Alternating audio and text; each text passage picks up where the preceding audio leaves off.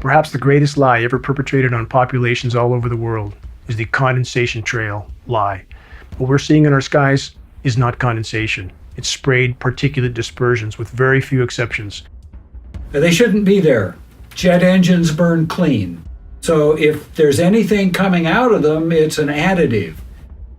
They're absolutely not contrails. Contrails do not linger, dissipate, and go into cloud coverage, period, in the report. And I kept saying to people, what is this? Because now the sky is no longer blue, it's starting to turn gray. And what I found was kind of like it was not socially acceptable. We're all going to pretend this is not really happening. And I thought, oh, this is very bad. Most are unfamiliar with a science term called global dimming. That term refers to the amount of direct sunlight that no longer reaches the surface of the planet due to light scattering particles that are building up in the atmosphere. And although many of these particles are from industrialized pollution, the larger majority are from the ongoing climate engineering solar radiation management operations.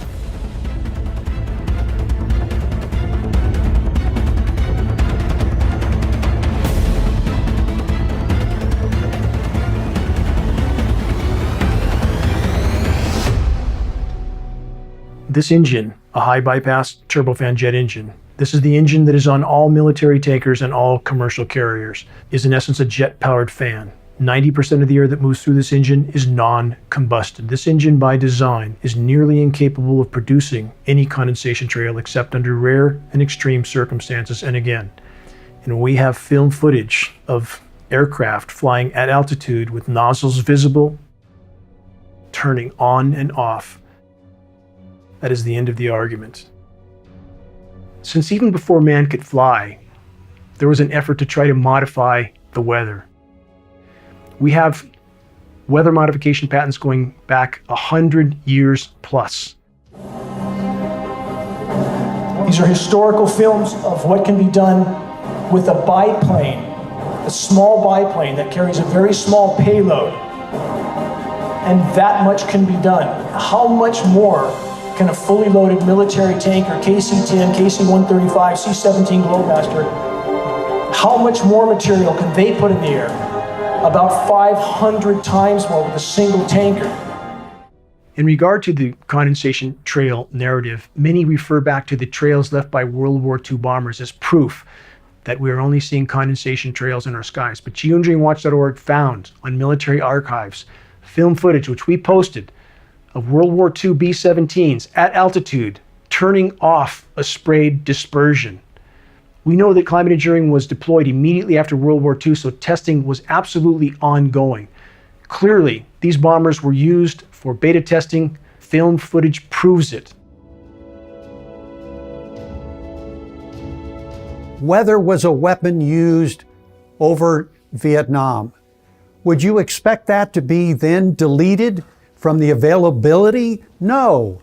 To continue to expand the scientific aspects of it, to have it available in your portfolio of weapons would be a natural process.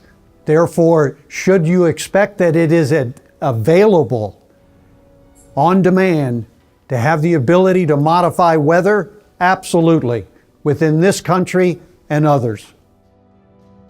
Climate engineering is the crown jewel of the military-industrial complex. Climate engineering has been used to destabilize and topple nations all over the globe, facilitating military occupations by hostile countries like the US. We know that some of these countries are having their precipitation cut off because they have stated so on the floor of the UN, like the president of Iran stating emphatically that NATO weather modification programs were cutting off the precipitation to Iran, but US media never covered it. We have an economic model operating globally, which is operating based on covert force. And I have very serious questions after watching the financial patterns as to whether that financial force or that force includes weather warfare. People were coming to me, telling me about this. So because of that, I went to the government in Ottawa under Freedom of Information. There was a 40-page report, of which half the pages were completely blank, and the other half had a lot of blank outs. But there was sufficient information to tell me that, yeah, they're aware. They call it geoengineering. One of the big problems is that when we find some new technology, we get all excited by it, by the potential benefits of that technology, and often implement it and use the technology before we have any idea of the negative effects.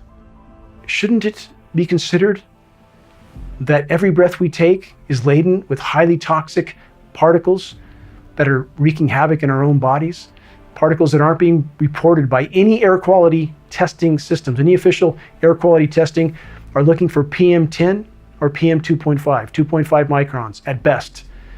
The climate engineering nanoparticulates are exponentially smaller. They go virtually unreported. These nanomaterials generate reactive oxygen species in biological materials, damage tissue, lead to advanced aging, cause cancer, causative agents of dementia.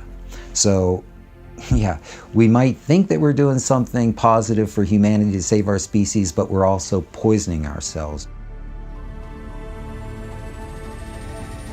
Eventually, with the team that we formed at geoengineeringwatch.org, we were able to acquire a NOAA flying lab. We were able to test at altitude to confirm the elements that were showing up at the surface. Our intention was to do a point-to-point sampling mission. We could see these obvious patterns that were being laid out in the sky. We were really thankful for the opportunity to be able to get up to altitude. And on the return mission, we noticed that that cloud layer had descended. And we sampled below the cloud layer, we sampled through that confluent layer and above it. We found exactly the same elements listed in climate engineering patents, the same elements we found on countless surface tests of precipitation from all over the globe.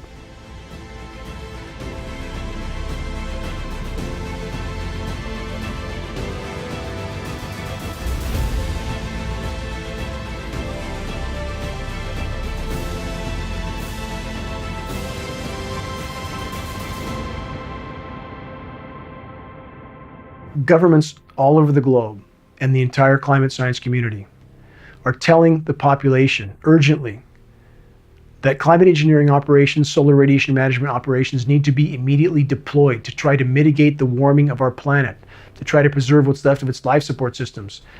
And yet when the public, those that are awake, try to bring to the attention of academia and elected officials that we see climate engineering already being conducted in our skies all over the globe. It's already been deployed. Lab tests prove it. Film footage proves it. Documents prove it. And yet we have the continued denial from the climate science community and official agencies telling us that we're not really seeing what we're seeing in the skies. They tell us if climate engineering were deployed, it would look exactly like what we're seeing in our skies. But then again, they tell us that we're not really seeing what we are actually seeing. The paradox is the more the climate engineers spray the planet, destroy the ozone layer, disrupt the hydrological cycle, and increase the overall warming of the planet, the more they feel they have to ramp these programs up to try to mitigate some of the damage that these programs have done in the first place. That is the true definition of insanity. As a society, we are like a freight train heading for a broken bridge that is just a few years away from us. And I think people don't understand the exponential increase of toxicity in the environment. These operations should be considered the most insane endeavor ever deployed by the human race. These operations are systematically derailing all of Earth's life support systems in the attempt to blot out the sun. The myopic, short-term objective of trying to cool the planet while worsening the overall warming. The climate engineers, if these operations are allowed to continue, are pounding the nails into our collective coffins. From a scientific perspective, and what we know about nanomaterials and their effect on human health and the environment, this is a serious problem. And it really does warrant further scientific investigation. We need the answers to get to the bottom of this national security problem.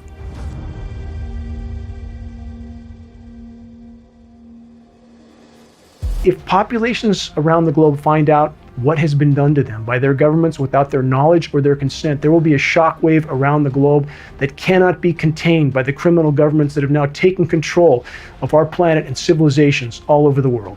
Just bringing transparency will shift so many things that it will make it extremely difficult, because you cannot manage an entire planet with overt force, only with covert force. If we bring transparency to who it is in the covert force, it shifts everything. Look at your own health and you know what is going on. And if you love your children, join us in fighting what we need to fight. This is a just fight, it's the right fight, it's the right cause. And if the climate engineering operations, which are derailing Earth's life support systems, are not immediately exposed and halted, all other challenges for the human race become moot because the planet will no longer support life. We are in completely uncharted territory. Virtually the entire web of life is being systematically contaminated and decimated by the ongoing climate engineering operations, on top of all other forms of human activity or anthropogenic activity that are wreaking havoc in the web of life. Climate engineering, mathematically, statistically speaking, is the single greatest and most immediate threat we collectively face, short of nuclear cataclysm. Sounds like pure science fiction, but there is a growing underground movement of people who believe that our harsh drought is part of a government conspiracy. Here, outlandish ideas like weather warfare and climate engineering, in other words, weather control, are accepted as basic fact. Climate engineering is the greatest single assault on the environment ever launched by humanity, without question. Dane Wigginton, lead researcher for Geoengineering Watch, is sounding the alarm. Climate engineering, they say, is to blame for the harshest recorded drought in California history. Dane is used to skeptics. He once was one himself. Talk is cheap for those that haven't investigated. I didn't want to believe this either. His background is in solar power, but he started investigating on his own about a decade ago after becoming suspicious something was partially blocking the sun's energy from reaching his solar home. I grew up in Southern California, choking in a sea of smog. None of the adults around me seemed concerned about the conditions, but for me, life in the toxic murk was intolerable. I have always fully recognized the immense damage being inflicted on the planet by countless forms of human activity. I lectured on anthropogenic global warming. I dreamt of clean air and blue skies. I dreamt of living in untainted wilderness, off the grid. I dreamt of planting trees and watching them grow and thrive. I dreamt of coexisting with the wild inhabitants of the forest. I finally made it to the serene setting I had craved for so long, a remote forested mountaintop in Northern California. But the dream soon turned to a nightmare. When I began to lose significant amounts of my solar power uptake from my off-grid wilderness home, I knew something was radically wrong. We are officially told that the aircraft-emitted trails in our skies that linger, spread, and sometimes cover the entire horizon are just condensation. But the condensation trail narrative is perhaps the greatest lie ever perpetrated on populations all over the world. It is not possible for condensation to block at times 60, 70, even 80% of my solar power uptake. I began to research the issue of geoengineering, aka climate engineering, programs that governments around the globe and in climate science communities have told us are only proposals. Yet, there they were in the skies above me. Even today, we are being told, falsely, by the climate science community that we have one final card to play to try to avert total climate collapse, total planetary meltdown, but this is in fact a lie. Climate engineering, weather modification patents go back more than 100 years, but all available data indicates that programs were first deployed at scale immediately after World War II and deployed over the polar regions in the attempt to increase the size of the polar ice packs and thus try to regulate Earth's temperatures. It lays the predicate and the foundation for the development of a weather satellite that will permit man to determine the world's cloud layer and ultimately to control the weather, and he who controls the weather will control the world. Numerous government documents posted at geoengineeringwatch.org. some as much as 800 pages long, prove that global governments, even governments that the public perceives as being adversarial, are in fact colluding and cooperating on the climate engineering issue due to the cross-border ramifications. You can't climate engineer over your own country without affecting the entire planet. They are all working together on these issues, and other governments around the globe are either actively or passively cooperating. Is the government experimenting with our weather? People say the government is up there in airplanes spraying all kinds of chemicals to change or manipulate the weather. It is called geoengineering, fighting global warming by putting a chemical dust in the atmosphere and reflecting harmful radiation back into space. You could use barium oxide, for example, which makes big fluffy clouds. You could use tiny little bits of aluminum, which is benign in the environment, and essentially manage the climate. There are 172 bills before the U.S. Senate right now calling for more weather modification programs. A Weather Modification Act calling for research in, quote, attempting to change or control by artificial methods the natural development of atmospheric cloud forms. My personal opinion is that we have to keep geoengineering on the table. We have to look at it very carefully because we might get desperate enough to want to use it. There is a line of research on what's called geoengineering, which are various techniques that would delay the heating to buy us 20 or 30 years to get our act together. The stated goal of some of the world's most recognized geoengineers, like Dr. David Keith and Dr. Ken Caldera, is to put 10 to 20 million tons of nanoparticulates into global skies annually. That's an inconceivable amount of material. This material is on top of industrialized pollution. Right? This is about how we engineer the planet. It's about the fact, an uncomfortable fact, but it is a fact, that we have the technical ability to do this. They are all fast acting, they are cheap, and they are fundamentally imperfect. The problems of how you control something where an individual country can have tremendous leverage over the whole planet's climate, and where there are winners and losers in ways that really could be unpredictable. And I mean, not to frighten you, but I think you can imagine scenarios that lead to war. Another example is the array of technologies, often referred to collectively as geoengineering, that potentially could help reverse the warming effects of global climate change. One that has gained my personal attention is stratospheric aerosol injection. There's all sorts of ways you could do this, but the standard idea has always been spray sulfuric acid in the stratosphere 20 kilometers over our head and use that to stop the planet warming up. The example many people cite was when the Mount Pinatubo volcano exploded.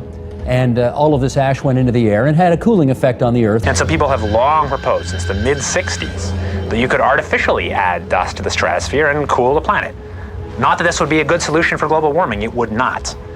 But it does show the way we're steadily developing the powers to manipulate the planet with comparative ease. That sulfur in the lower atmosphere is masking some of the climate warming from CO2. So is this the global dimming or something? Yeah. Their leading idea is basically to emulate what big volcanoes do, put material in the stratosphere to reflect sunlight. So the problem is the following. If you add SO2 to the stratosphere, SO2 doesn't condense. So you might want to put alumina in. Alumina has a very high initial refraction. It's very small. It doesn't coagulate. And you can engineer particles that have particular properties. You can get them out of the stratosphere. You can concentrate particles near the poles. Costs are so cheap that the richest people on the planet could perhaps afford to buy an ice age. It's extraordinarily cheap. I knew it was cheap when I found that they were quoting me in tons.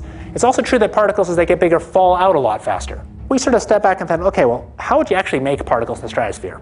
This is really engineering now. If it was aerosols in the stratosphere, it would likely be put there by airplanes. Start with a fleet of just 2 or 3 kind of modified business jets. The basic idea is that if you let a plume off in an aircraft by just changing some little details, you can actually get much smaller particle size distributions by doing this kind of spraying. So there are all sorts of side effects. I'll get to them in a second. But if you put sulfuric acid in the stratosphere, for example, you could deplete stratospheric ozone. Smaller size means more surface area, but more surface area means less ozone. Is the stuff in the stratosphere going to be killing some number of people that are going to be sacrificed? It's an obvious concern. So if it kills 1 million people and we're only doing 1% more, we're just killing 10,000 more people. You can do math. Okay. But that's, so killing people is not the objective here. So if I made a decision, or if there was a collective decision to do a geoengineering program, and you put, say, the kind of program I think makes more sense to put about 1 million tons a year in, but let's say, you might end up killing many tens of thousands of people a year as a direct result of that decision. And so the only thing that we can do to cool the planet, or that society can do to cool the planet, is deploy these sorts of technologies. And by the way, it's not really a moral hazard. It's more like free riding on our grandkids. And it means there are going to be winners and losers, just like there are winners and losers for CO2, but they're different winners and losers. So this makes the problem, if anything, harder to solve. You've introduced another dimension of complexity into the managing the planet's climate problem. What we're watching financially is a great deal of public policy being promoted on the theory that we have climate change.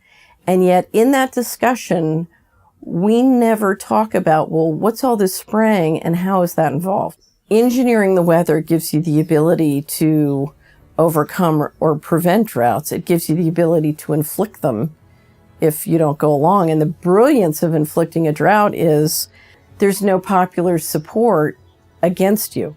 So this kind of invisible warfare, if it can be done, is very effective, it would seem to me, both positive and negative. Well, imagine if you can predict the weather over long periods of time, how much money you can make. You know, you can trade it. How do you manage money in that world? Many people message me confused and bewildered as to how it is possible that such colossal programs can occur in skies above our heads, programs of climate engineering and solar radiation management that are literally decimating Earth's life support systems. And these programs are not being acknowledged by any official source, not being acknowledged by the climate science community that has indeed betrayed the human race and the entire web of life by their denial of the ongoing climate engineering elephant in our skies. And the people that message me are perplexed at how such atrocities can be ongoing for so many decades. And we have still official denial, and we have populations that are all too willing to accept that denial. I began to test for some of the primary elements named in climate engineering solar radiation management patents, starting with aluminum, barium, and strontium. My test came back from the state certified lab. To my dismay, these elements indeed were present in significant amounts, and subsequent tests showed higher and higher and higher amounts, continuing to escalate until one test was as high as 3,450 parts per billion of aluminum. This is highly toxic rain. I knew my life would never be the same because I can't look the other way. It's completely intolerable for me to live under toxic skies. And what about the trees? What about the bats, the bears, the birds, the bees? They have no voice except for us. I began to try to bring this issue to light from that moment on. Initially, few would listen, few would look at the data.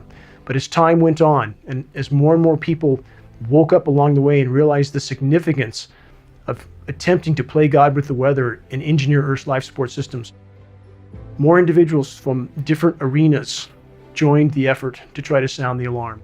I want to tell you that we're in very great danger from the pollution that's coming down over us. And we've been led astray by the military-industrial complex. And they're responsible for the cloud's creation and weather manipulation programs. I sacrificed 4 years of my life defending the people of my country just to come home and find there are greater threats here domestically. There's something going on. I don't know who it is or why they're doing it. All I can testify is it's not natural and it's not normal. Now, the aluminum content of rain should be 0. And there's a lot of argument that aluminum is very common to be found, but aluminum is only common in a bonded form. It's not common in a free form, and we're finding high rates of free aluminum. Because you can spread so many small little particles through the environment, it dramatically increases the surface area that's in that environment because there's so many of them. When you look up at the sun and you see a white haze, that is aluminum floating in the air right now, and it's coming from the aircraft. Solar radiation management, SRM, to block the sun. That's the stated purpose. The consequences don't seem to be considered with these programs, but that is the stated purpose on almost all UN and global governance documents for these programs. And in the past 5 years, I have seen the number of patients with Alzheimer's disease, Parkinson's, and other neurodegenerative diseases tremendously increase, almost quadruple. United States Code says you cannot experiment on the American public, and if you do, you got to report it to Congress within 30 days. Where's the proof it did that? but is also to get the media to start reporting on this. So all of us have a consequence that we may not be aware of. And it is important for all of us to join together and to put a stop to these programs and to hold public discussions on them for as much as possible. And I want all of you to know that it's important that we realize that this is not normal and natural, that these are programs, experimental programs that are being conducted at this time, and we all have to stand up and say no.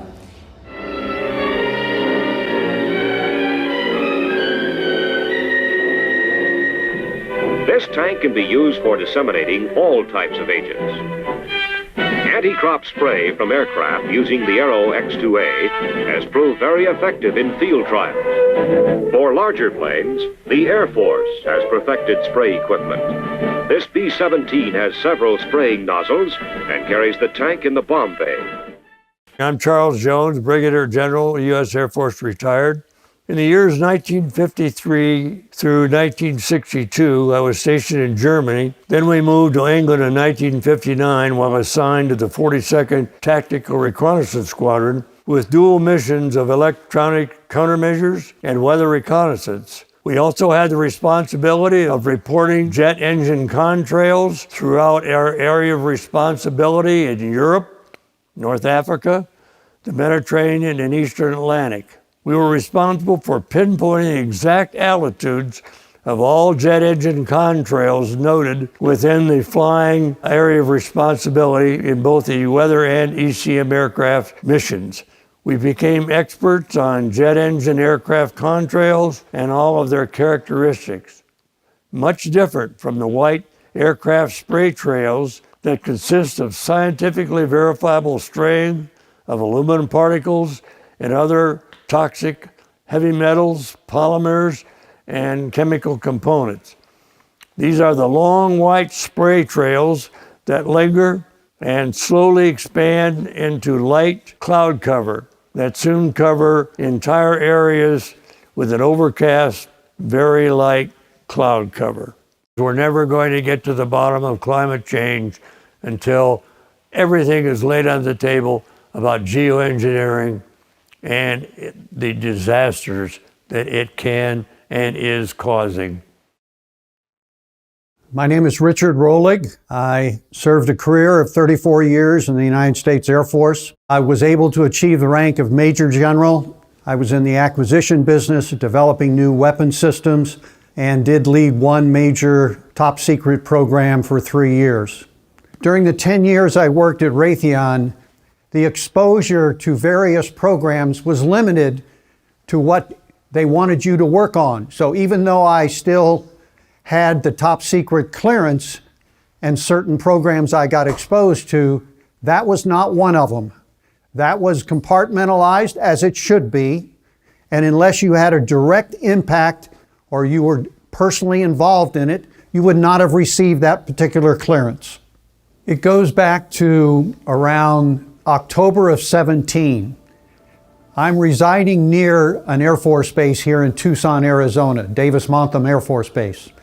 Aircraft exiting, doing their flight training, etc.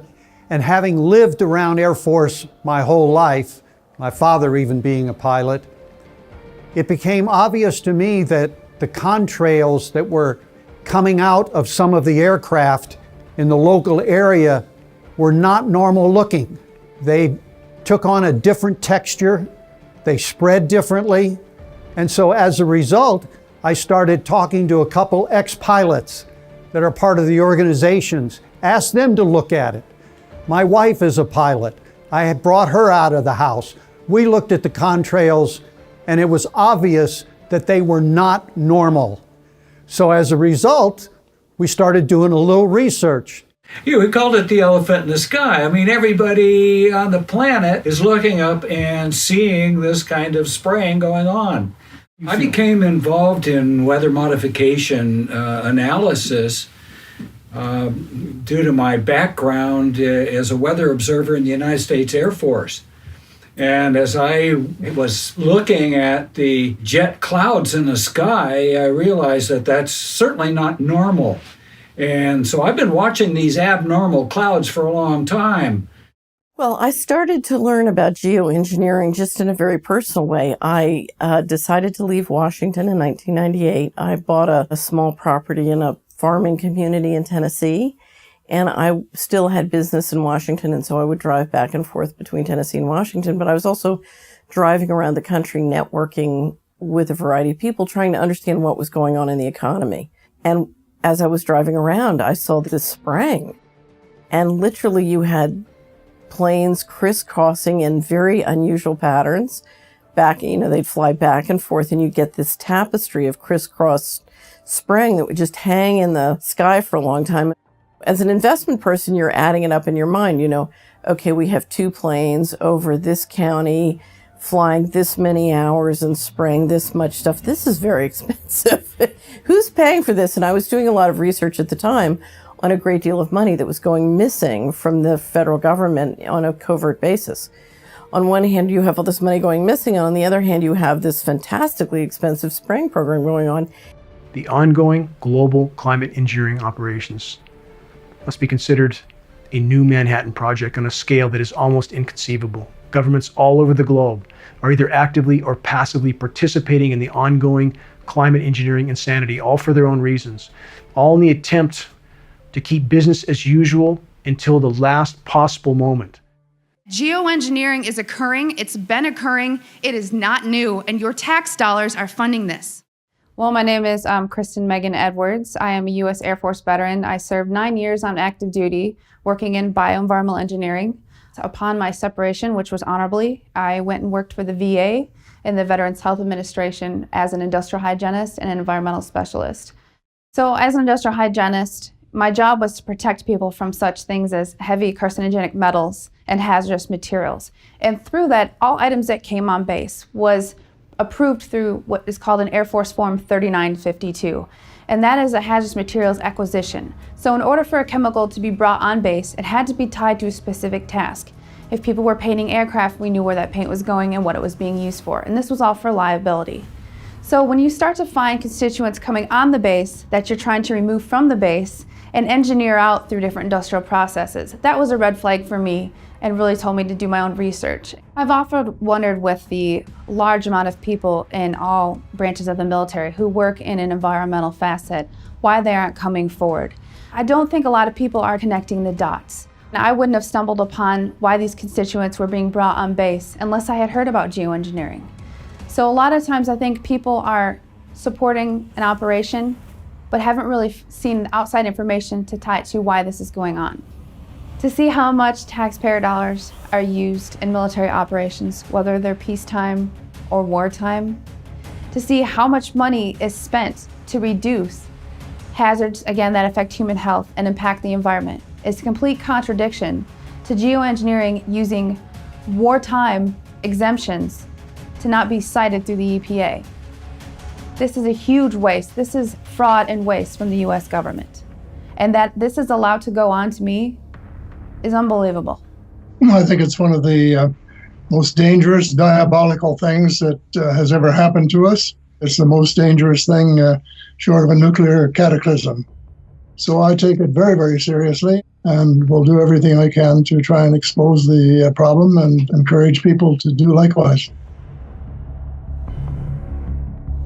Well, when I was growing up, I was really a fan of Kurt Vonnegut, and Kurt wrote some remarkable works.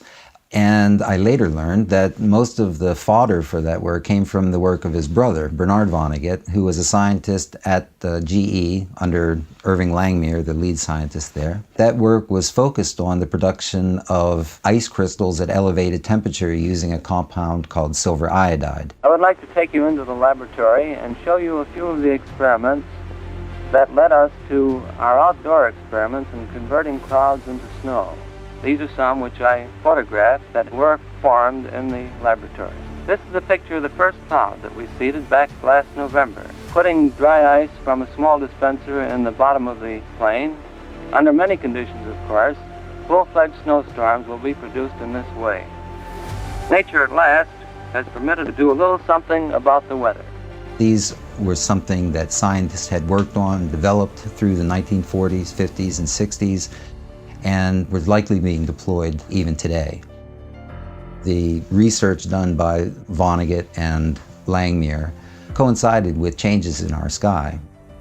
As these programs, or at least this type of research, increased, the skies started to change. My first real observation of those changes and real awareness of it came, I was looking up and saw patterned skies of these trails that were being laid out by planes, then developing into confluent layers that would drift perhaps hundreds of miles, changes the weather, changes the temperature around you. Also, the light intensity and the quality of light was changing. It was funny that there was not really a lot of published literature on this material.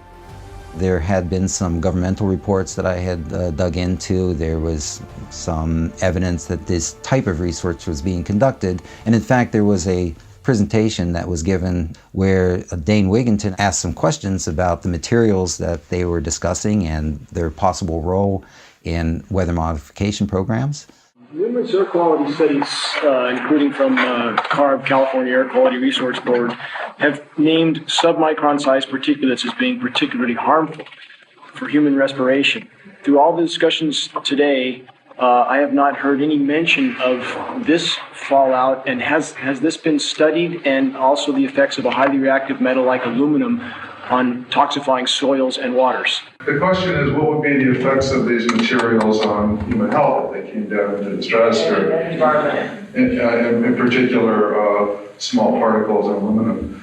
In our climate model, we looked at how much additional acid rain, acid snow you would get from the sulfur coming out of the stratosphere if you did it at a rate of 5 megatons per year or 10 megatons per year of sulfate. And it turns out that amount is so much smaller than what humans put into the troposphere on an annual basis by burning fossil fuels as a byproduct, that even in pristine areas, the soil would have a buffering capacity and it wouldn't be harmful. So the collaborators of mine working on the aerosol scheme are actually folks from Carnegie Mellon who focused on human health impacts. And while we haven't published it, that was the very first thing we did, was do the order of magnitude calculation in the federal pencil and paper, but with an expert on human health impacts about whether there could be an issue. And the answer is no, clear-cut no. So for the numbers of particles burning in the stratosphere are so tiny compared to the loadings on human health. There are other things that worry me a lot, like the rain on these particles into the upper troposphere when they might affect high clouds. And for aluminum or other particles, there are a lot of toxicological things that need to get looked at seriously. But if you're just thinking about the sheer number of particles and the human health impact of small particles, the answer is, well, we haven't published it. That was the first thing we looked at with some of the leading experts who do epidemiological research on human health impacts, and it's not even close to huge. So 10 megatons of aluminum dumped into the atmosphere will have no human health impact. So let me be more careful here. We're to separate out the toxicological, but so the aluminum we've only begun to research and published nothing.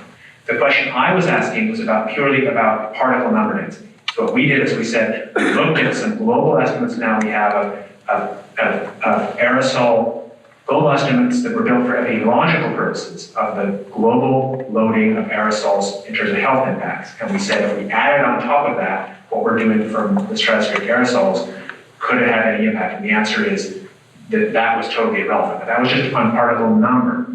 We haven't done anything serious on alumina, and so there could be something terrible that we'll find tomorrow we haven't looked at.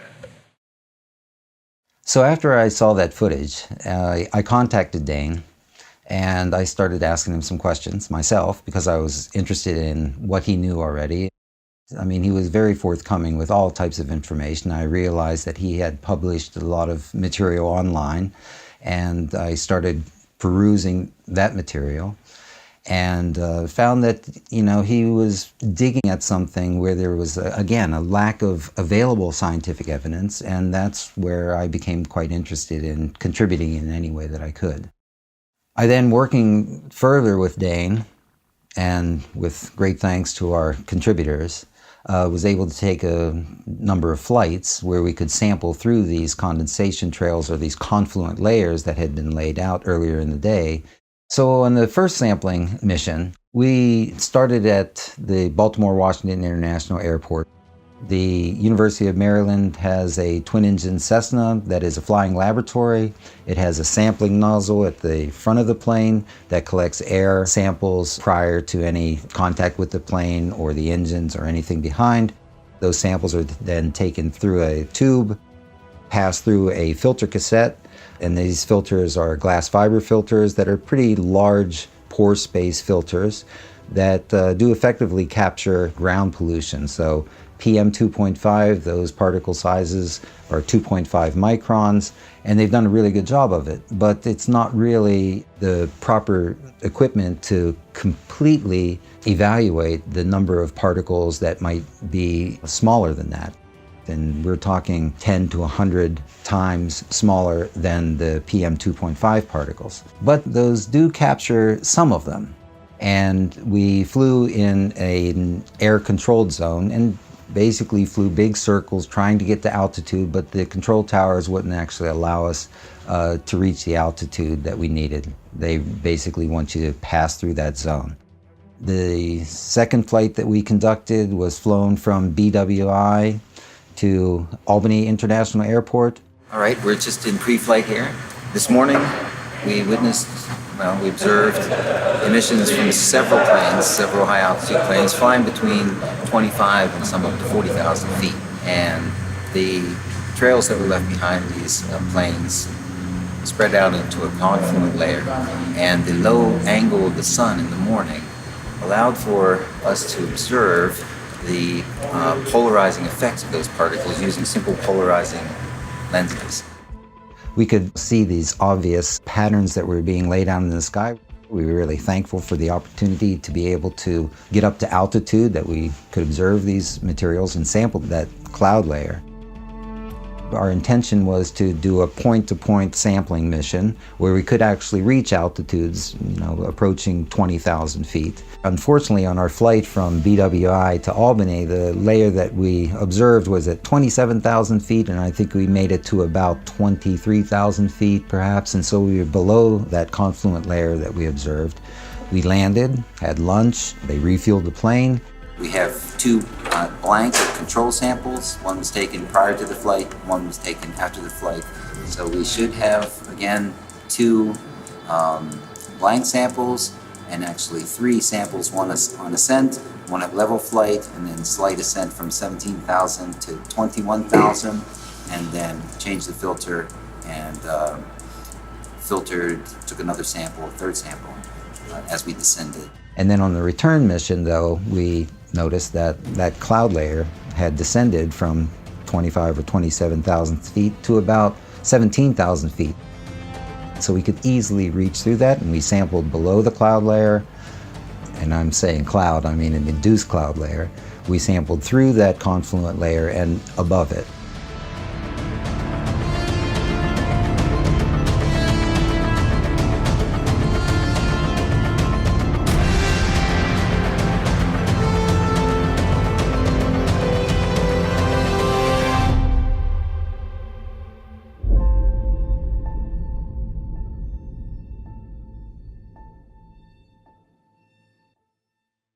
The basic building blocks of climate engineering are to saturate the atmosphere with electrically conductive light scattering particles and polymers, particles like aluminum, barium, strontium, manganese. These particles are then manipulated with extraordinarily powerful radio frequency microwave transmissions that can heat the upper layers of the atmosphere like the ionosphere, that are used to create pressure zones that steer upper level wind currents, which then steer weather systems. These particulates, when they are manipulated with these frequencies, can literally move air masses. This is an integral part of climate engineering that is not known or being acknowledged by many. Extraordinarily powerful and dangerous radio frequency microwave transmissions. Electromagnetic fields are energy sources, and they're going to be interacting with moisture in the air or our bodies or whatever. And therefore, it's not at all surprising that you're going to find some movement in relation to exposure of weather patterns to electromagnetic fields. When you have things like HAARP that can send electromagnetic waves into the air column, If you send, lower frequencies, you can calm it all down and you can cool it. Or you can excite it and you can heat it up. So there's complete control of temperature within the environment. In 1985, Bernard Eastland applied for patents. Many claim that these patents have become the blueprint for HAARP, High Frequency Active Auroral Research Program. HAARP is a large antenna where we beam radio frequency energy up into the upper atmosphere. Applications discussed in the patents included destroying missiles.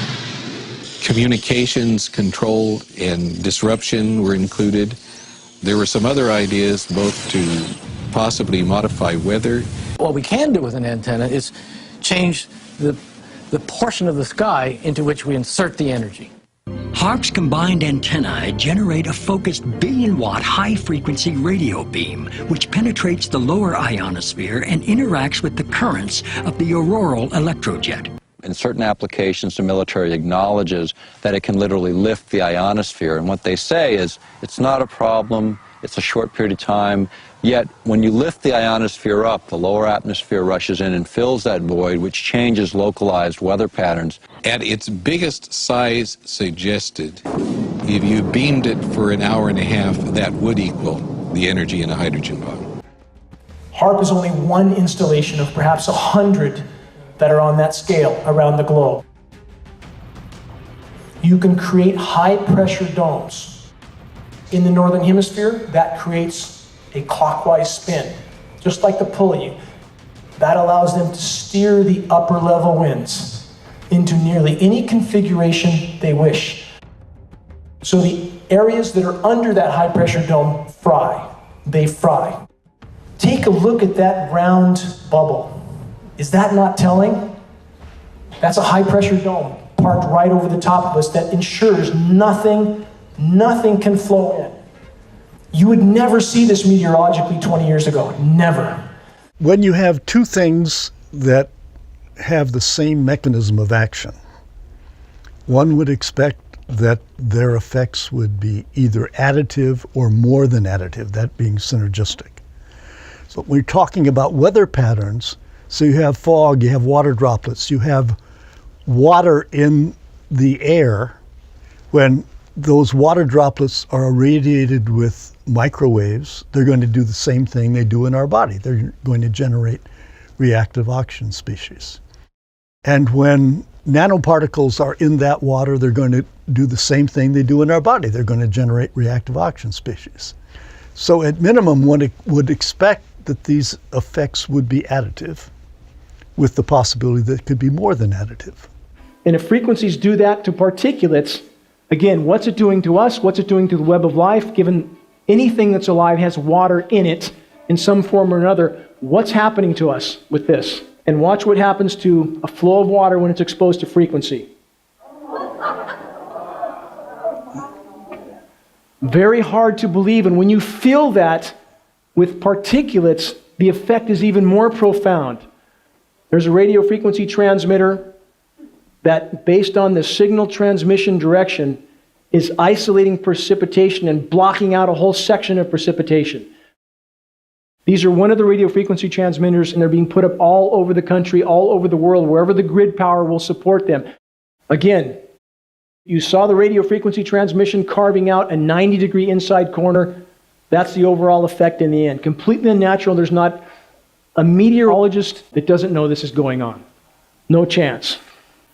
Many ask this question: can cyclones, can hurricanes be manipulated? The short answer is yes. Project Cirrus. The U.S. military has been engaged in hurricane manipulation programs since at least 1947. And these programs have been ongoing ever since, although the U.S. military denies it. They claim they stopped this research. That is a blatant lie. Geoengineering.org has captured film footage of the radio frequency transmissions being used to manipulate the atmospheric particulates sprayed by climate engineering operations in order to steer and direct hurricanes. They can be manipulated to a degree that few can comprehend. We have NASA satellite images available at geoengineering.org that show extraordinary atmospheric manipulation off the west coast of Africa, where cyclones in the Atlantic basin originate. There's no theory, there's no hypothesis, there's no conjecture. Cyclone manipulation is absolutely, positively being done. Some of this technology actually came out of the stealth program. Stealth was the idea that you would try to reduce the amount of radar energy that would be reflected off of an aircraft. You could put particles of metal into the paint itself. These particles would then absorb the energy. But if you put that up into the air and then you broadcast a signal that is tuned to the exact frequency that matches the size, and this is the key, all of these particles are the same exact size, so they respond to a specific frequency. So when you transmit this frequency, you can get all those particles to heat up. And if that mass of air has moisture in it, any kind of humidity at all, it all rises and expands. So this is how you can actually generate a weather system. A primary aspect of climate engineering is the climate engineer's ability to manufacture winter weather with patented processes of chemical ice nucleation for weather modification. In doing so, they can seed cloud moisture with what is termed endothermic reacting elements, energy absorbing elements that create a cold, dense layer of air that sinks to the surface of the planet and creates a shallow layer of cold, perhaps a few hundred feet thick, that creates the illusion of winter weather on a planet that's in total meltdown. So the surface temperatures are in fact very cold, sometimes astoundingly cold, but it's a shallow surface layer, manufacturing winter weather events that are then sensationalized by corporate media, dividing the population, again, confusing them as to the true state of the planet and the true temperatures on planet Earth.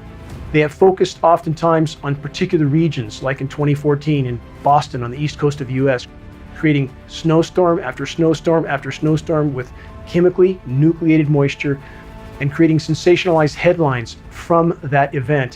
100 million Americans have been hit by a winter storm, packing pretty much everything in the weather arsenal.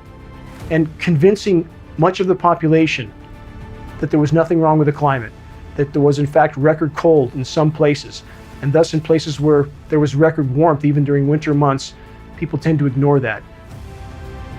As the planetary warming becomes a runaway event, the chemical ice nucleation elements that have been seeded into cloud moisture reach the surface before freezing. Thus, so-called frozen rain and ice storms are increasingly becoming the norm. How many know of the ice balls showing up on the shores of Lake Michigan, covering beaches, often 75 pounds or more, occurring at times on water that is 40 degrees plus Fahrenheit? How does that happen? From chemical ice nucleation. This is nothing short of winter weather warfare, complete with destructive ice accumulations from the chemical ice nucleation cloud seeding and dangerously slick snow-like frozen material that contains surfactants. They're used in climate engineering chemical ice nucleation cloud seeding operations in order to reduce particle coagulation, i.e. to keep the climate engineering elements from sticking together and forming larger particulates that would sink faster to the planet, which would not be conducive to the winter weather warfare scenario.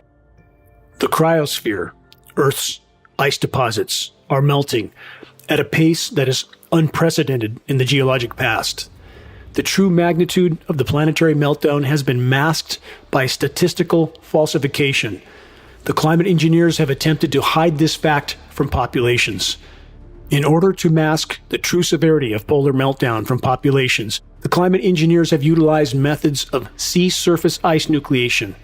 The effect of these operations can easily be distinguished on satellite images. The paradox with sea surface ice nucleation is this. The climate engineers are actually putting a lid or a cap on oceans that are already too warm for natural ice nucleation to occur. In doing so, the climate engineers are, in effect, sealing the heat in the oceans, thus increasing the overall heating of the planet.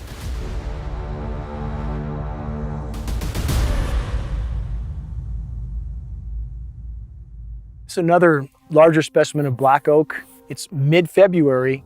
It's already leafing out. It's 2 months ahead of when it should be leafing out. The leaves last fall stayed on the trees, and in late November, December, when a certain series of rains comes, we've seen this the last 4 years, all the leaves on the deciduous trees wad up dead, but still hang on the tree. As you see lower down on this tree, that's what we have. It appears to us as if some sort of defoliant is included in the aerosol spray mix. And we know fruit farmers have been using this type of method to cause their orchards to go dormant for years. This is because the temperatures have been rising so progressively. Defoliants remove the foliage or leaves from the plant. A week after defoliation spraying, the plants stand dry and almost leafless. Defoliation, a maneuver designed to peel back the cover from which the Viet Cong spring ambushes on Allied supply convoys and troop movements. Decomposition of forest floor duff, the materials on the forest floor, leaves, pine needles, twigs and sticks, is now almost non-existent. The soil microbiome has been devastated. The root systems of trees and forest flora are dying off, just as the crowns of the trees are also dying off. Climate engineering contamination is not only killing soil microorganisms, it is also causing trees to shut down nutrient uptake, which in turn initiates a slow, protracted death of the forest. Because of Earth's collapsing ozone layer, intense UV radiation is causing the stomata, the respiratory ports of trees, to shut down. Thus, trees don't respirate. They can't feed. They're simply dormant. The forest no longer smells like a forest because the trees are not breathing.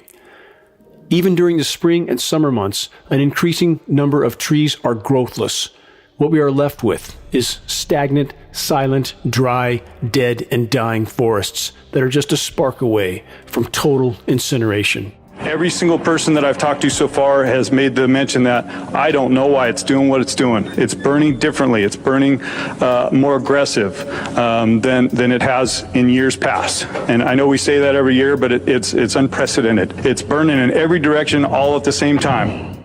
The single greatest factor that is creating the conditions for the unprecedented wildfires all over the globe is climate engineering. Why? Because climate engineering is disrupting the hydrological cycle, i.e. the rain cycle. Climate engineering is destroying the ozone layer, which is bombarding forests with incredibly intense UV radiation, killing them from the top down. Climate engineering is ionizing the atmosphere, making it more electrically conductive, and this in turn facilitates more dry lightning, igniting yet more fires. Climate engineering is blanketing forest foliage and forest floors with a highly incendiary dust, aluminum nanoparticulates, barium, polymers.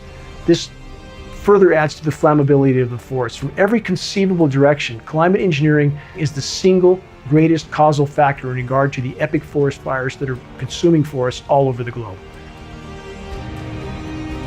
The equilibrium of our planet has been completely obliterated.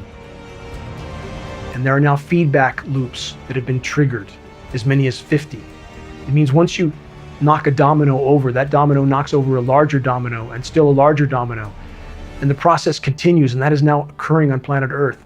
And now we have methane releasing from formerly frozen methane hydrate deposits all over the globe, in Siberian tundra, on the Arctic seafloor.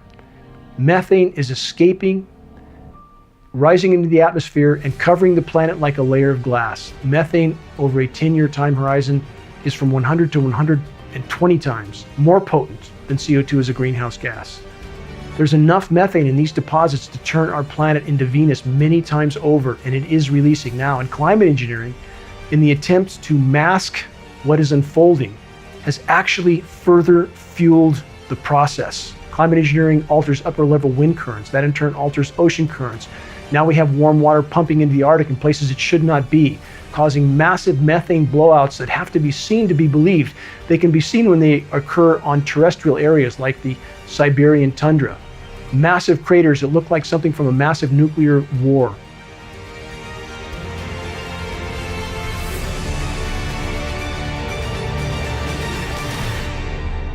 The question is that people should be asking is, if this is going on, why is nobody talking about it? Under the security classifications that a program can have directed upon it, it can keep it in a narrow vein and keep transparency away totally. Absolutely.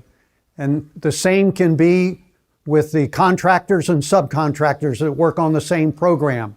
That is to be expected. Any contractor that deals with a classified program will be as compartmentalized as the government program office is. That's the whole purpose. The ground rules are the same. In fact, you can't even bring that home and talk about it with your family or your friends or other work parties that are not also cleared on that specific program, whatever program that is. You only are told what you need to know. And so they assume that most people don't need to know anything, and the rest to only know a little bit, except the people who are pulling the strings. Many ask why environmental groups are not addressing the climate engineering issue. They appear to be more concerned about protecting their 501c3 nonprofit than they are about protecting the environment. Ignoring and obfuscating the truth about verifiable sources of damage to the environment is not protection. This is total betrayal. It's the same fraudulent behavior we see from every large corporation on the planet, towing the line for the power structure while decimating the entire biosphere in the process. Turning two blind eyes to this situation will not save us from the reality of the near-term impact we are facing. Here's the bottom line. There can be no legitimate discussion about the climate or the state of the climate without first and foremost including the climate engineering issue. We do not have political representation for anybody being interested in saving this planet, and that is something I cannot understand. There is an ever-increasing unhealthy cooperation between really all of the major media and the forces behind the scenes that are responsible for the environmental destruction. So many people try to deny that these programs could be occurring because they claim if they were occurring, there would be people lining up to blow the whistle. And that is so utterly and totally false when we know that with modern day surveillance, every word that anybody of significance says is recorded somewhere by someone. And when we know what happens to whistleblowers like Julian Assange, why would anyone line up to put their own neck on the block to blow the whistle on these types of programs, knowing that it will at minimum destroy their life? Even though half the pages were blanked out completely and others partially, the fact that they provided me this information and acknowledged, yes, they were aware, it's geoengineering, they were aware, they knew it was happening, and they were monitoring and part of it in that respect. So it's happening, no doubt about it.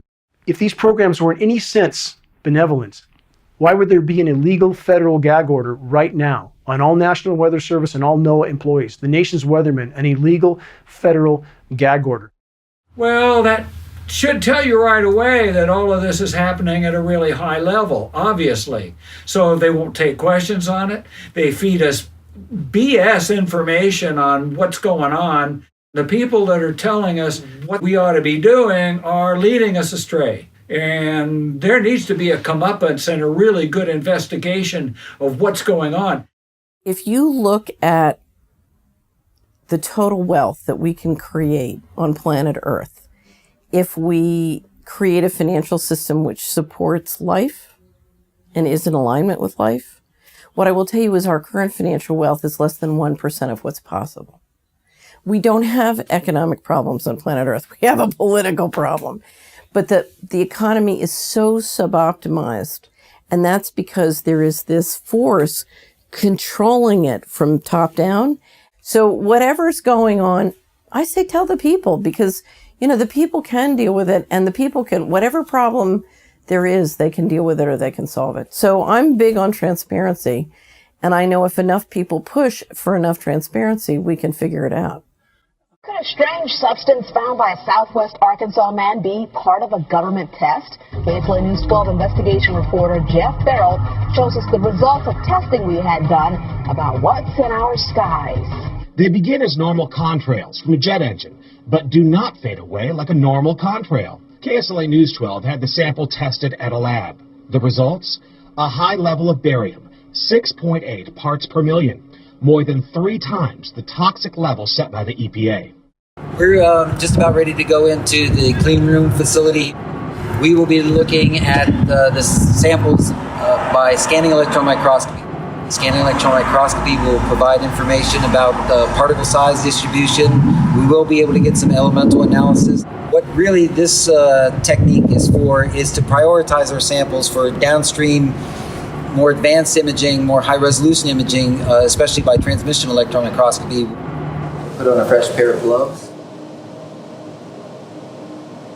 We're going to start with sample number 8. This is a blank that was collected on the return flight. No flow through this filter, so this filter should be free of any particulates. I'm going to use these scissors and forceps that have been cleansed with isopropanol and then acetone and wipe free with these dust-free cloths.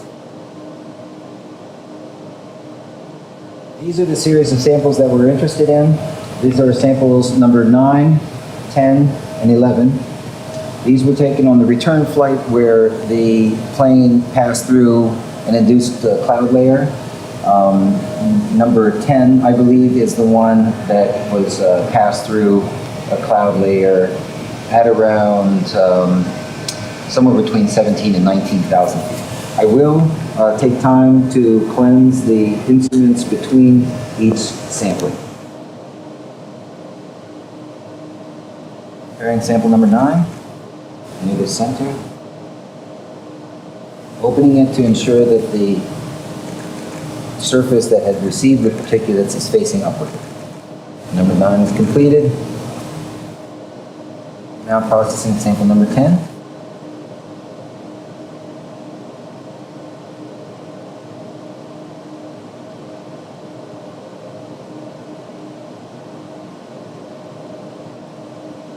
One additional sample. This blank sample was taken after the plane landed, and 3 of the samples containing actual airflow particulates had been collected. So we have one prior to the mission and one at the conclusion of the mission.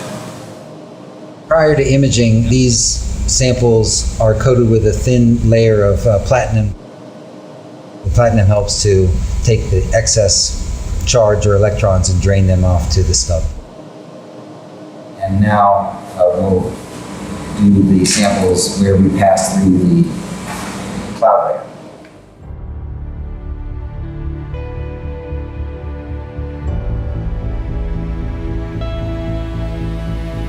A few little bright particles. This particle here is probably the one that we'll do the most analysis on. So the general image that we're seeing now are the glass fibers from the glass fiber filter itself, and the bright particles or bright areas that we see are areas operating in the so-called backscatter mode of this microscope. Collects electrons that are backscattered, especially from metal center compounds. But you can clearly see the lighter and darker contrasted areas there, suggesting that it's an aggregate. Mm-hmm.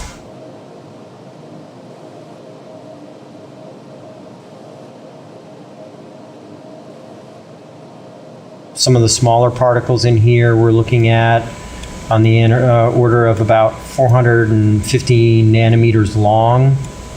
But there's also smaller particles in there too. So backscattered electrons, typically the higher the atomic number, the brighter the signal. That being said, what we will do is look for the bright spots and then analyze those. The glass itself does seem to have sodium in it. Looks like aluminum, sodium, silicon, calcium, potassium. Mm-hmm. So the reason that caught my eye is because it's darker than everything else. And it's got lots of small particles in it. Yep.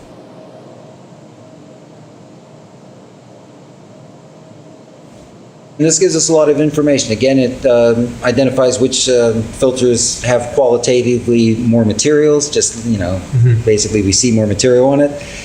It also gives us information about size of particles and potential for aggregates that we might be dealing with in the samples.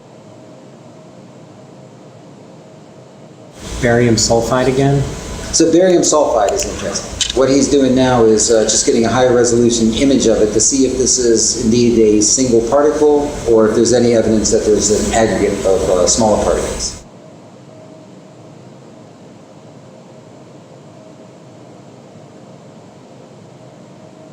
So really the big standout in this one seems to be iron. In this field, we have one there, 2, 3, 4. Yeah. And I did analysis on all of them. They all seem to be pretty similar in composition. Yeah. Well, this is definitely made up of much smaller particles. Yeah. So this may be a clump of what you're looking for. We just analyzed 3 different areas. This particle seems to be high in aluminum. It's a large flake, though. And this has some silver, too. Yeah, in terms of now the aluminum signatures that we're getting from the glass fibers themselves, this is much bigger. Much bigger. So look at that. Yeah, that's the aluminum. It's easily 3x the silicon. Yep. And I think the silicon and aluminum are pretty similar in the glass. So Thoroughly here, if you look at just the dull. glass fiber, silicon is significantly taller than aluminum. So that particle there is mostly aluminum. Yeah. So measuring this one right here, this is below 70 nanometers. Right. Good. In the precipitation samples that we've seen in the past, the aluminum oxide particles that we've been seeing are on the order of 40 to 60 nanometers. So that's consistent with the size that we've seen from precipitation events. Again, these samples were collected directly from the air.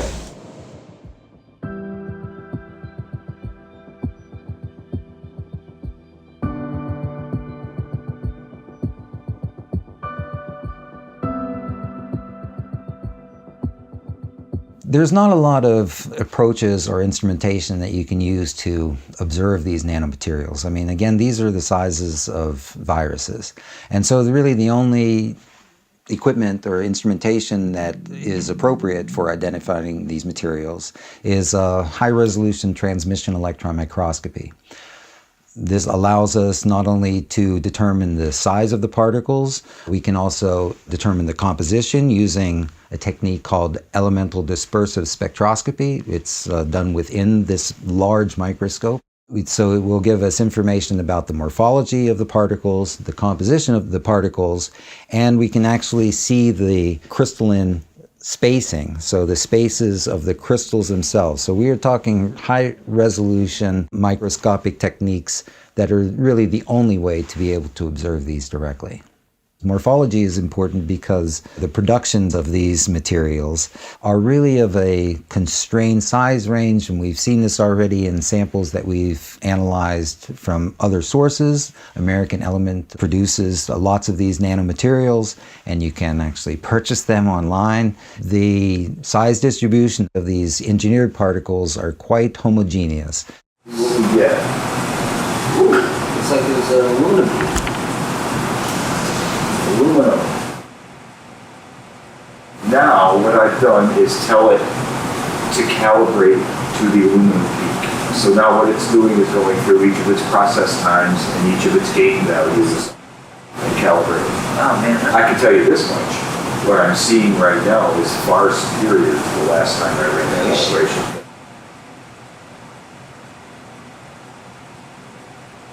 So you see you got 2 calciums, right?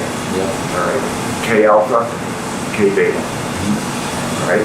This barium peak is probably an L and an M. Here's your major barium. Yeah, and then you have the other to confirm. Yeah. Correct. Barium is a triple quadruple. It's definitely yeah. Oh yeah. The significance of the results is that, to my knowledge, this is the first evidence of nanomaterials collected directly from the emissions of aircrafts. This is the first time that this has been reported or acknowledged.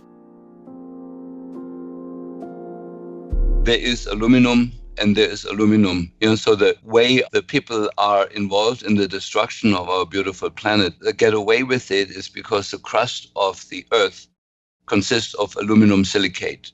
Although traces of aluminum may be found in almost any soil, only those clays containing 50 or 60% aluminum ore and known as bauxite are mined for commercial production.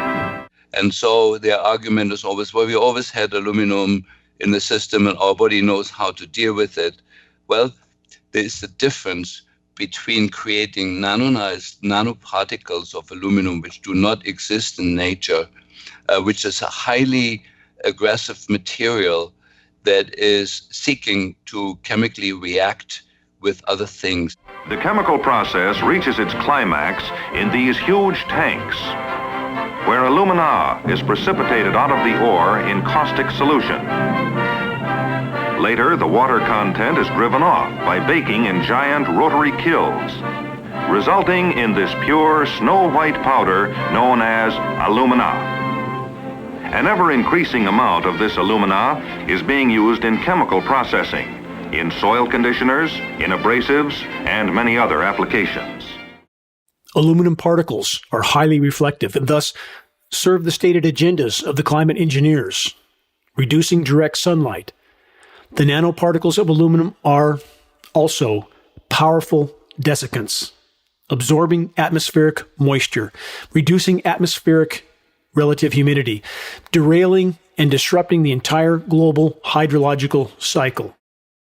Nanoparticulates of different materials are produced for lots of different reasons. In fact, they're in cosmetics, titanium oxide nanoparticles used for sunscreen, zinc oxide. So they're not a new invention.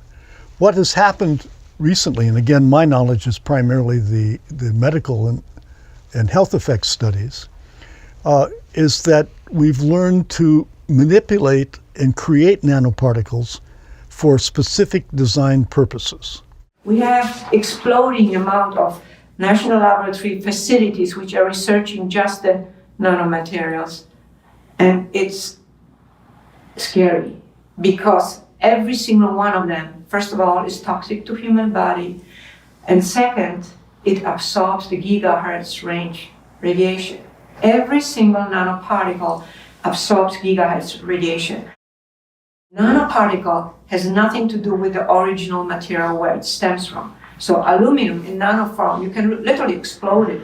It can be ignited at much, much lower temperature. In this form, another unusual property of aluminum appears.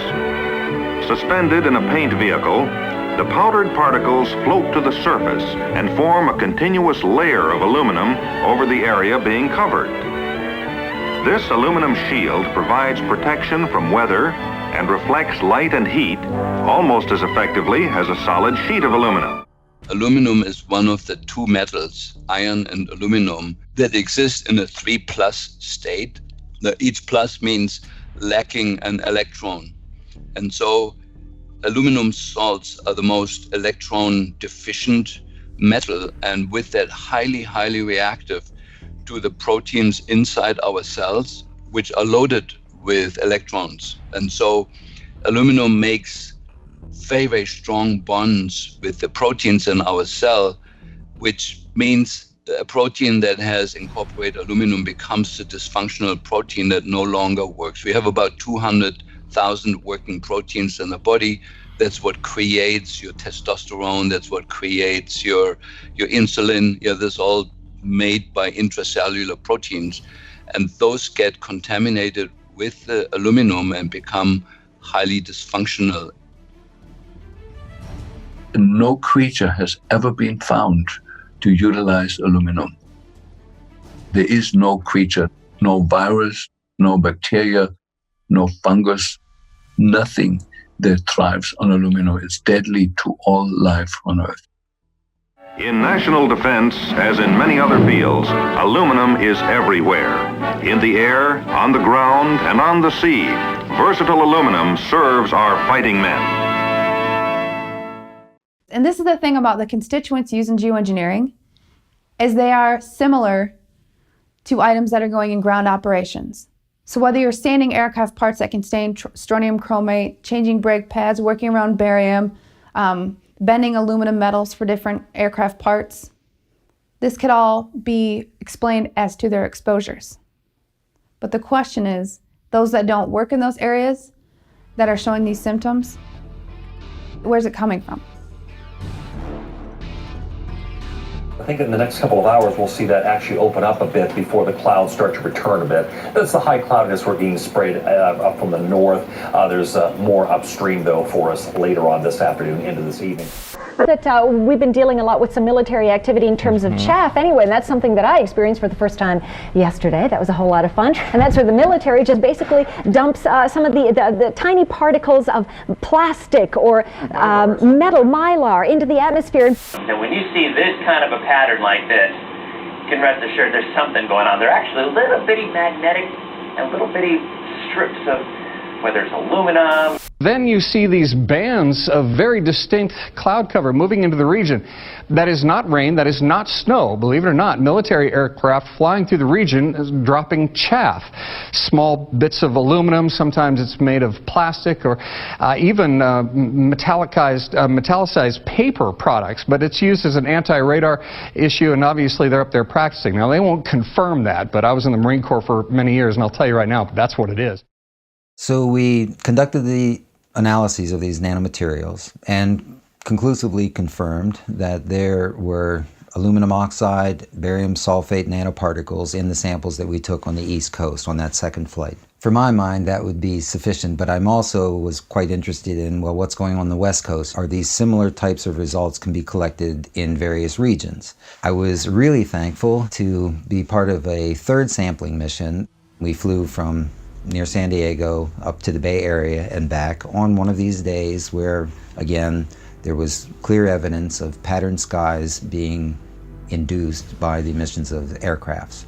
In this sampling mission, there was a couple of different things. One is that we used a Learjet. It's a pressurized cabin, for one thing. We can get to higher altitudes. It's much quicker. And we used instrumentation that was appropriate for smaller particulates. We had instruments to monitor the air quality in real time. We had 2 particle meters on board, one that measured PM 2.5, so that would be relatively large particles that we're normally concerned about, these respirable particles that get into our lungs. But we also had on board a particle meter that went down to 20 nanometers. So that meter, combined with the larger particle meter, gave us a full assessment of materials ranging from 20 nanometers up to 2.5 microns. Our filters that we used were 0.1 micron, so that's 100 nanometer pore size. That would capture many more of the nanomaterials that were being released. What we're breathing in pressurized cabins is actually air from the outside. It's being taken in front of the engines. Some of the airstream goes into the engine to feed the combustion process, and then bleed air then off of that is taken directly from the outside, pressurized, and then is used to pressurize the cabin. And we could sample it right from the vents. So we had a sampling wand that we could hold up to the vent, and the sampling wand was sampling for the ultrafine particles. We sampled through one of these confluent layers. And as we passed through that layer, the larger particle meter basically read just ambient air within the cabin.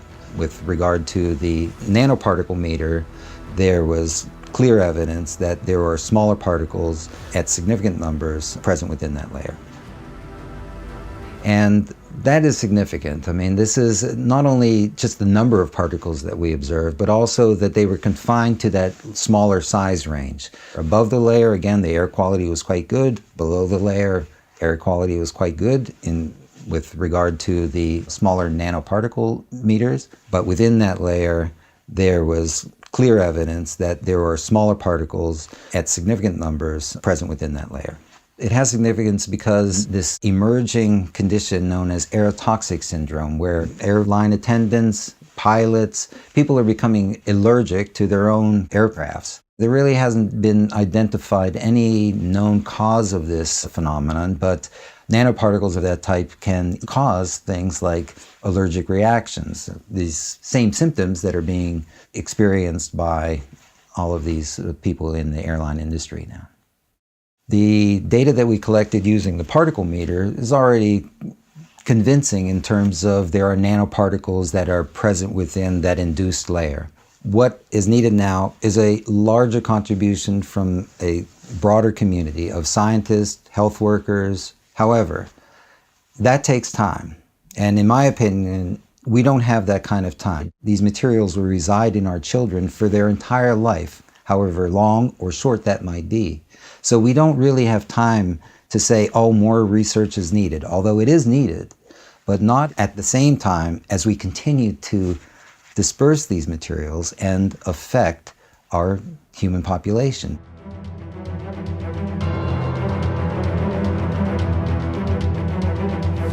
In the east and in the west, large forest land areas have been sprayed to kill destructive insects. This work by airplanes is significant. It has an indirect effect on all Americans. Here's one to keep track of over here. Notice it didn't have anything coming out of it. Yeah, he just turned on. Just turned on his spray. With commercial airlines, you're not going to get this kind of converging intersection, even though they're at different altitudes. But the important thing to consider, there's not a natural cloud in the sky.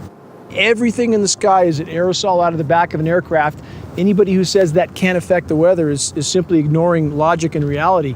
My rock climber's mentality says you have to face reality. You just have to face reality, or if you don't, you could end up at the bottom of a cliff because gravity will take you there. When I see El Capitan over there looming in the distance, and I think about the times, I feel what this place has given me is so much as a human being to experience life. You can't not care. You have to care about it. You can't not care. You can't not care. That is not human. That's a human who's been conditioned to no longer be a human being. With all the spray that's been put up in our atmosphere, it apparently has come down and it's affecting the environment. You see all the trees that are dead and in the process of dying right now, flashing out. And you can see the really brown ones that have just flashed out with the needle still on them. And it's progressing throughout the whole hillside. Even on the top slope, if you look to the back slope up there, I mean, they're flashing out everywhere. That's right. You don't have any kind of uniform green. You have just various colors of dead and dying. That's all you have. What a thought that we're standing here at this point in history dealing with this madness. Maybe 2 years from now, we won't even be able to stand here. It's been proven this is happening throughout this country and around the world. This is supposed to be Yosemite, a national treasure, World Heritage Site. You want to take a picture? What are you going to see? Climate engineering operations are saturating our atmosphere with light-scattering particles that alters the light spectrum that reaches the surface of the planet. This in turn affects photosynthesis. The sunlight that is going through this layer piggybacks the frequency of those toxins when you're exposed to the sun. When there is that gray halo between you and the sunlight burns and it feels very, very unpleasant, and you end up feeling miserable at the end of the day. Whereas when the sun goes through a clear blue sky, you may get a sunburn if you stay there too long, but it's a pleasant warmth that you're getting. We've been told that the ozone layer is recovering, but that's a blatant lie. That's a cover-up. We're being bombarded with very dangerous levels of UV radiation, not just UVA and UVB, but UVC, the last spectrum of UV radiation before X-ray.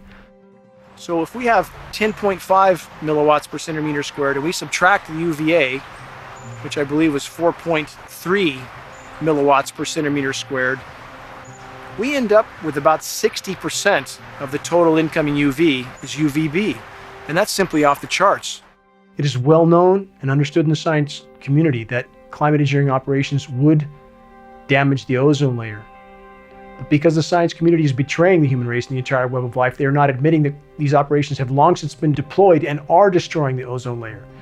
And when people feel how intense the sun feels in their skin, it is not their imagination. Extreme UV radiation is killing plankton. Plankton populations globally are plummeting. At this point in time, plankton is the single largest oxygen producer on the planet. No plankton, no people. Climate engineering from every conceivable direction is pounding the nails into our collective coffins. In order to try to understand what was going on with the bombardment of nanoparticles, I decided to test lichens. Now, environmentally, lichens only get their nutrients and energy from the air and from rain. I tested and found that the most common element found was aluminum. There are a number of things that happen with aluminum saturation. Rather than acidic, it creates a basic formula in the soil which favors some plants and destroys others. In root systems, it can have a significant impact on their absorption and nutrient uptake. The pH of the rain is 10 times more alkaline than it used to. The pH of the soil is 10 times more alkaline than it used to. For acid soils, they've gone neutral. It hasn't gone much past neutral, but it's still 10 times more alkaline than it should be. The soil has been the most destructed entity on the planet.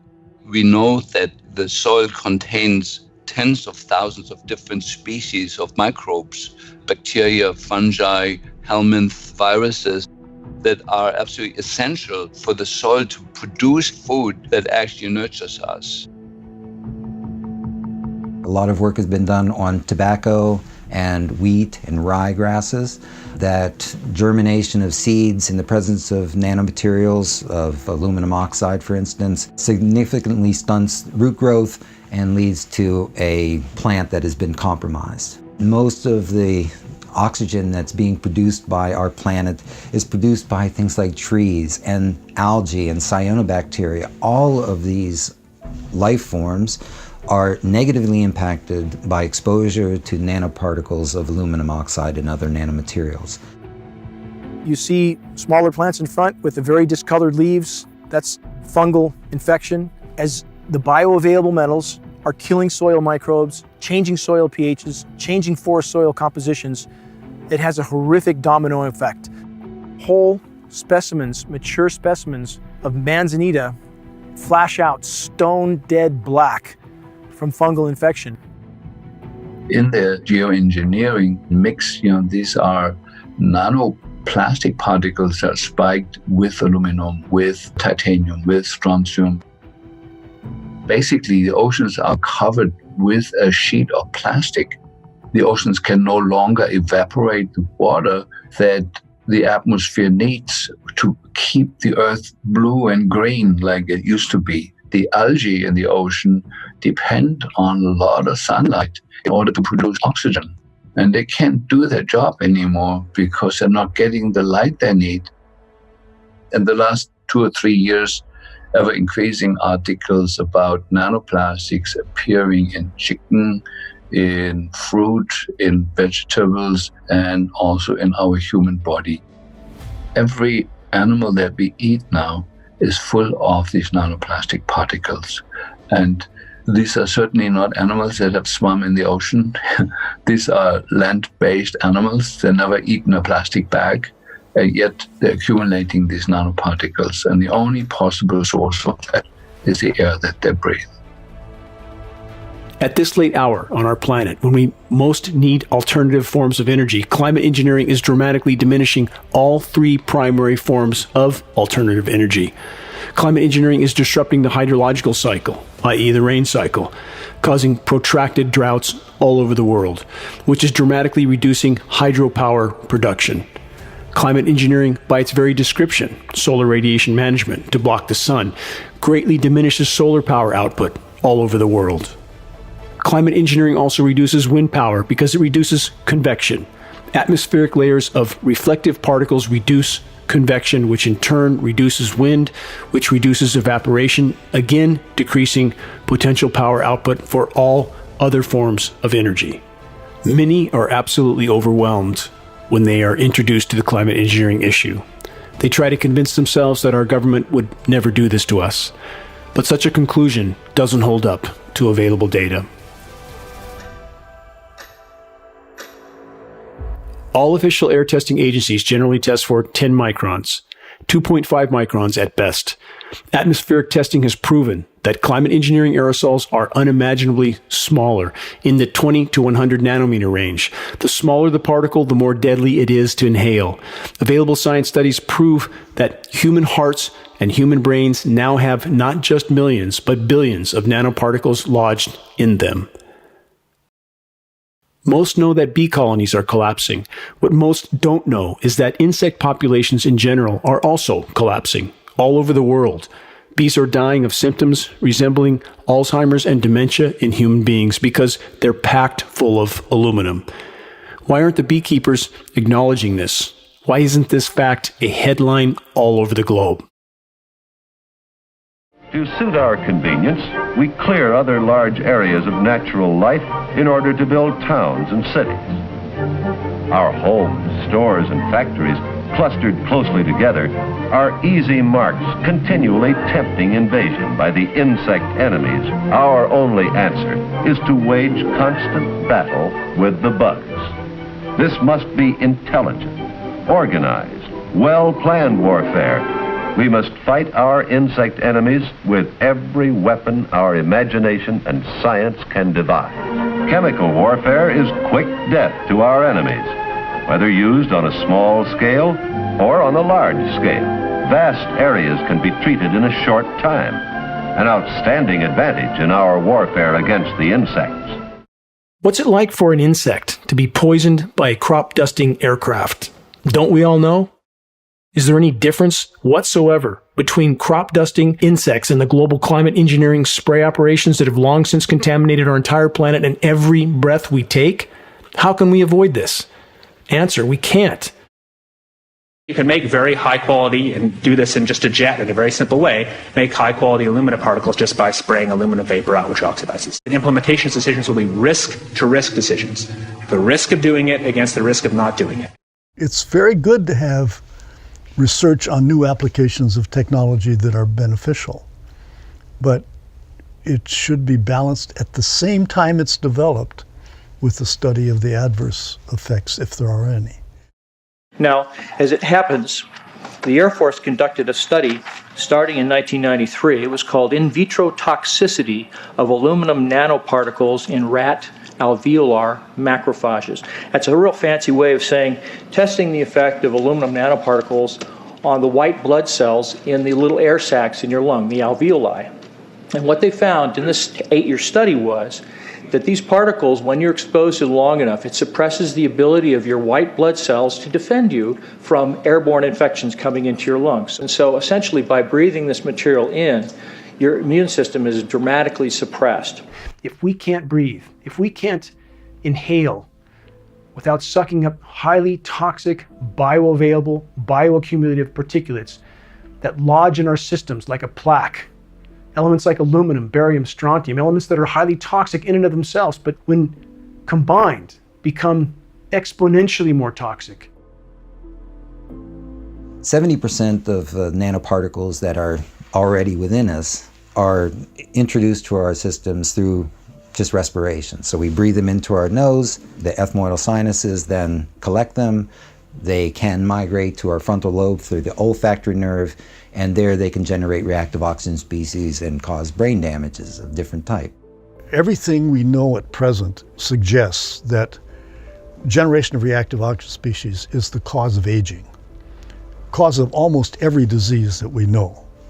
Certainly dementia, but other diseases as well. A lot of the nanoparticles, not all of them, but a lot of them have metal ions. Metal ions are potent generators of reactive oxygen species. When you have nanoparticles in the body, they are small enough so they go everywhere. There's no barrier to them in any part of the body. They cross the blood-brain barrier, they cross cell membranes. They're even more reactive or can be more damaging than virus particles. We have natural defenses against viruses. We have no natural defenses against nanomaterials. And again, they never leave our system. They don't die. They're not cleared. We don't produce antibodies against them. So we are exposing humanity to a class of materials that will continue to damage biological tissue for the lifetime of that organism. The Japanese developed a blood washing method called apheresis that was used for reducing cholesterol and fats from the blood. And then a brilliant German toxicologist came along and modified this procedure where he could not only wash out the blood, but also the plasma from the connective tissue, which is a much deeper look into the system. The entire blood volume and plasma volume is put through a filter system several times and filters out anything that's toxic. And with this method, it's the first time you can actually measure body burden, or how much is in the entire body. And as it turns out, nanonized aluminum is by a factor of roughly 100 times, 94 to 120 times more prevalent than any other toxin, nanonized aluminum. And we know that we absorb aluminum very poorly by eating it. That cannot be the possible route how we get toxic. The only way that we can get these high levels of aluminum is through inhalation or through injection. This was a big wake-up call. To let the evolvement of a program impact my grandchildren, even my children, not necessarily the immediate years for myself, is a very personal concern to know how it will flow down through the elements of the family. I often find that those who question actions of the government often don't want to get involved until it directly affects them. If you look up into the sky, this is directly affecting you. If you have a family, your children, your wife, your husband, your extended family members, your animals, this is directly affecting all of us. How can so many claim that governments and militaries around the world would not spray chemical and biological agents on populations when there are literally hundreds of historically documented cases of such operations occurring in recent decades? Many biological warfare experiments were officially used to test the range and dispersal patterns of aerosol, particulates, and biological agents. In the United States alone, by 1977, 239 open-air biological tests had been conducted over unknowing U.S. populations. Tests were conducted throughout the 20th century, many of which took place concurrently with the covert ramp-up of climate engineering operations. We are expected to believe that this experimentation was benign and not connected to the climate engineering operations, just as is the case with the ever-increasing exposure to microwave transmissions all over the world. Many of what we are told are only cellular communication towers have power supply inputs that are 10 times larger than what is needed for communications purposes. The compounding synergistic toxicity of these operations is accumulating inside all of us. What makes us sensitive to Wi-Fi and to the electromagnetic radiation in general is the metals in our body. And we never used to have aluminum in our mitochondria. The aluminum in our mitochondria makes the inside of the mitochondria resonant with Wi-Fi, and they start heating up, and it starts destroying the mitochondrial DNA at a very, very rapid rate. And so it's really the synergy of the metals dispersed in our body and the Wi-Fi making our body a resonant antenna with the Wi-Fi environment. And of course, you know, we're going now from 3 or 4G to 5G with the ever increasing amplitude of energy that's delivered into our systems. This is one of those life or death choices. But we're not just talking about my life or your life. We're talking about something that is killing the fundamental living system on the planet. We are bathed now in a soup that is comprised of nanonized aluminum.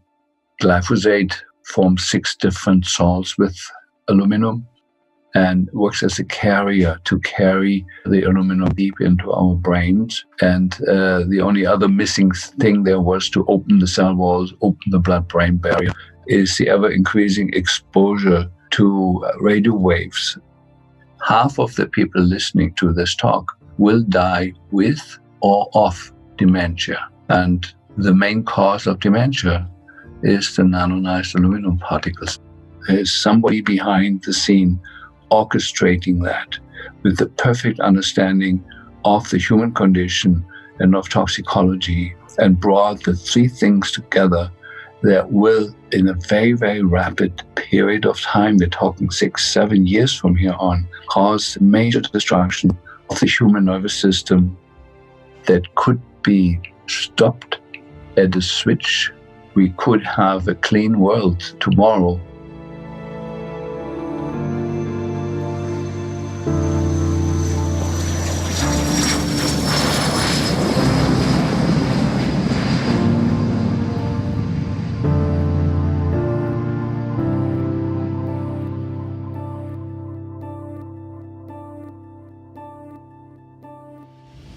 We need to come together for all of humanity to address this issue. And I think that the only way to do that at this point is a legal approach and to present all evidence on both sides, the evidence that we are collecting as independent scientists and the evidence that already exists in those laboratories where these materials are produced and deployed. Colleagues of mine, they don't really accept this yet. They're starting to because I've shared some of the data that we've collected, but most of them will ignore it and do call it beat-up conspiracy theories. Well, those learned people are ignorant of the facts. And so my call to action is don't ignore things anymore. You know, we have to address this issue. It's on our doorstep, it's in our skies, it's in our children. We have to do something. If the ongoing global climate engineering, weather warfare operations are not brought to light and to a halt, allowing the planet to respond to the damage done, it will never be able to find a new equilibrium, an equilibrium that may yet allow it to sustain life into the future. Exposing and halting climate engineering operations is the great imperative. They are disrupting virtually the entire web of life. I think we need to enlist the support of commercial airline pilots, as well as calling back and bringing these subjects up with our House and Senate members in the U.S. Congress. I think it's going to take that kind of action to get this geoengineering exposed, find out what's behind it and why they are doing this. In my life, I have friends, family, wonderful people who are trying to stay within the official reality on the theory that they'll be safer. And the reality is, if you look at where this thing is going, you know, better we deal with it now. It's like cancer, it's only going to get worse. The data is what's going to change people's mind. So you need to be able to draw it out, get the reports available, and get publicity on what the conclusions are so that people believe it. It's not just someone raising a subject that has no validity. It's based on scientific data that demands changes. We've gotten to the point where the mystery is so expensive, spiritually, psychologically, financially, legally, you know, that the time has come to say is, you know, who's really doing this and why are they behaving this way? And I often wonder, do any of those people, you know, behind the scenes fearing reprisal, are they looking into this? There is data out there. Who's going to bring it forward? We are rapidly running out of time to take care of this problem. That's what makes it so critical. Yeah, and I can only hope that in my lifetime, we'll have a resolution of this and we can fix it. I'd really like to see the planet stay, the life on the planet stay anyway. How do we stop climate engineering? I'm asked this question so often. The only way forward in this fight, the only way we can expose and halt climate engineering is from the inside out. With a critical mass of awareness, a level of awareness so vast that it causes a shockwave around the world, so that populations all over the world know what their governments have done to them without their knowledge or consent. A level of awareness so vast that our military brothers and sisters and their families understand what they are really a part of, literally self-extermination. We must reach a critical mass of awareness. It is the only way we can expose and halt climate engineering processes, and this effort will take all of us. You cannot change anything when you are dead. When you are dead, it's all is gone. So as long as you are alive, do something, I would say. I do trust human ingenuity and human intelligence, and I think we still have a chance, but things are far more serious than the general public is aware of. The song is going to be over very soon if you don't turn things around. We have a system full of great pain and great suffering and great poverty, and, you know, people sort of walking around in the dark playing bumper cars. It doesn't have to be. And so part of what has me so optimistic is I know what's possible. I know that what we have now is tiny compared to what's possible. So now's the time to figure out what's going on and why. Now, our only chance. is to stop interfering with Earth's life support systems, to expose and halt climate engineering once and for all, allow the planet to respond to the damage done to it on its own. Climate engineering is not a cure. Climate engineering is a curse, even worse than the disease it claims to treat. Time is not on our side. The sand in the hourglass is running out at blinding speed. Please, make your voice heard. Make every day count.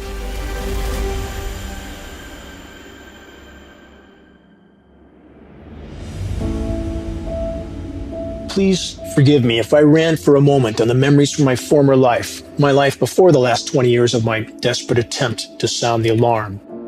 I spent so much time on or near the ocean. I got my scuba certification at age 14. Being below the waves was always an escape to another world. A world that still made sense. A world in which I often felt I wanted to remain. And I feel so fortunate to have seen and experienced life below the surface of the sea in numerous parts of the world. In the waters off New Zealand, Australia, in the South Seas, Fiji, the most remote locations in the Sea of Cortez, the Gulf of California.